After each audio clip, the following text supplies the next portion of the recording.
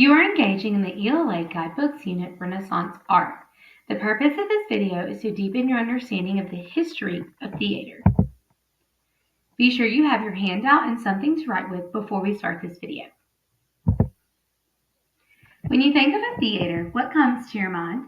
Do you think of the buttery popcorn or the big comfy reclining chairs that some movie theaters have? Have you ever been to a theater that hosts live action performances? These pictures show some types of theaters. Theaters throughout history have changed from their original purpose. Theaters are thought to have begun in ancient Greece to honor the Greek god Dionysus. The three types of performances were known to be tragedy, comedy, and satire. These masks that are shown are to represent each type of performance or genre. Now you are ready to think about some of the history of theaters and the three types of performances from ancient Greek times. Pause this video to record your answers on your handout at the first stop sign and press play when you are ready to continue. Your answers may include that the theater originally began in ancient Greece. It is thought that the theater began as a way to worship a Greek goddess or god. The three types of dramatic genres or plays were tragedy, comedy, and satire. The actual word theater derives from the Greek meaning the singing place. Although some theatrical performances are performed in an available space, not always a building that is designed for live performances. Let's take a closer look at the timeline of the theater and how it has changed over time. The first recorded theater was in 1000 BC. The first recorded theaters were built into hillsides and tiered seating was carved out of stone. The seats were arranged around the stage in a semicircle. Around 250 years later, the Romans continued the Greeks' theater traditions, but with their own foundations, and often they enclosed the theaters on all sides. Their performances were documented to have more acrobatics, fighting, and even a person or animal being killed on the stage. The popularity of the theater died off after the Romans left Britain, but it picked back up. There was a more Christian influence in the stories that were told and performed. Italians took the theater and created the classic love story drama. Ever heard of Romeo and Juliet? This is the time period that started all of Shakespeare's dramatic love stories. The theater and love stories continued to grow and evolve throughout the 16th century or the 1500s. Shakespeare became the GOAT during that time. And in the 1600s, the Japanese kabuki became popular because of their elaborate costumes used in having both female and male performers on the stage. Prior to this time period, only male actors were seen on stages. The Japanese added a little more magic to their performances with trapdoors, rotating stage pieces, and even musical instruments.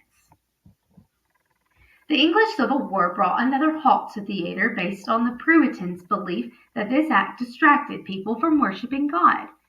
King Charles II brought the theater back and allowed women to perform as well. During the 1800s, America enters the theater chat with more lighthearted entertainment.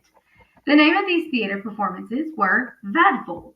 Vaudeville is a theatrical genre of a variety of entertainment which began in France at the end of the 19th century. A vaudeville was originally a comedy without psychological or moral intentions, based on a comical situation. It had a dramatic composition, or light poetry, interspersed with songs or ballets. Theater, like we know it today, began in the mid-1800s because of the technological advances. Lighting and visual arts made the theater more popular. This was so much more than the people just dressing up and painting their faces. Now the performances came to life with lighting and sound effects.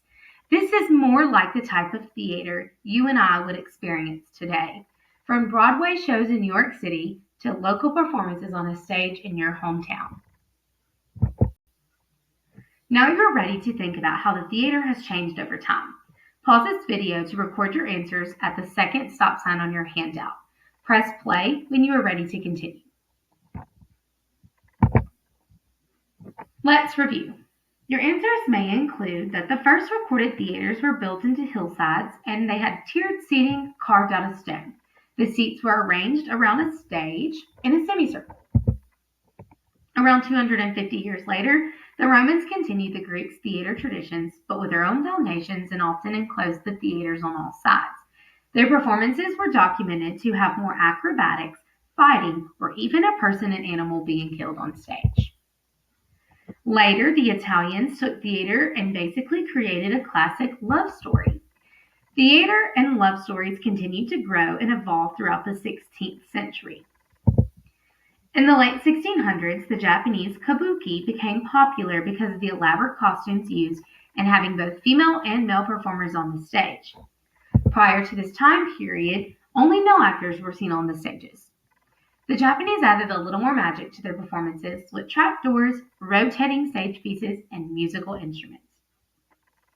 The English Civil War brought another halt to theater based on the Puritans' belief that it distracted people from worshiping God. Later, King Charles II brought theater back and allowed women to perform as well. During the 1800s, when America begins to enter that theater track, they have more light-hearted entertainment. The name of those theater performances was vaudeville. Vaudeville was a theatrical genre of a variety of entertainment which began in France at the end of the 19th century. A vaudeville was originally a comedy without any psychological or moral intentions, just for entertainment, based on a comical situation or a dramatic composition or light poetry, interspersed with songs and ballet. Have you ever watched a movie that centers around theater? All I can think of is the actor or actress playing the director in the movie yelling, "Exit stage left," when I think of stage directions.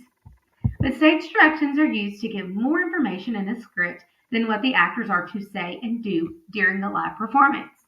The directions allow the actors and actresses to know which direction to lead the stage when it is written in the script.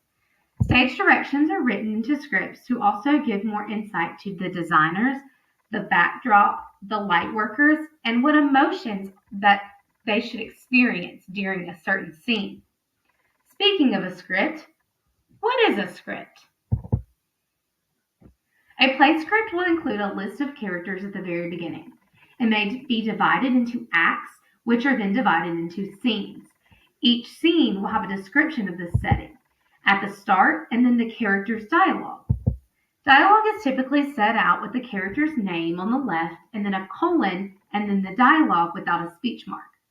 In this particular example, the character is indented and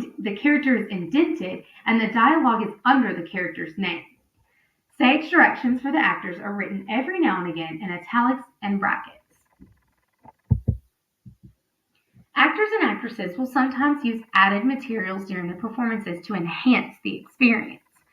A stage prop is considered any item that is eaten, manipulated, or destroyed in some type of way during a single performance. Look at this photo. What would be considered a prop in this performance? I would think that the chairs are a prop because they are going to be moved about on the stage or sat in. And the red box would also be a prop because the actor is using it during his performance. Now you are ready to match some theater vocabulary with the correct definition. Pause this video to record your answers at the third stop sign on your handout. Press play when you are ready to continue. Your answers may include that stage directions are the directions given to actors and all who are involved during a play. Props are the items that are used in some way during a performance, and the script has the characters' names, directions, and dialogue written out. You have learned about the theater. As you read in the text in the ELA Guidebooks Unit, Renaissance Art, you will use this knowledge to help you think closely about what you've read. When you finish this video, be sure to turn in your completed handout to your teacher.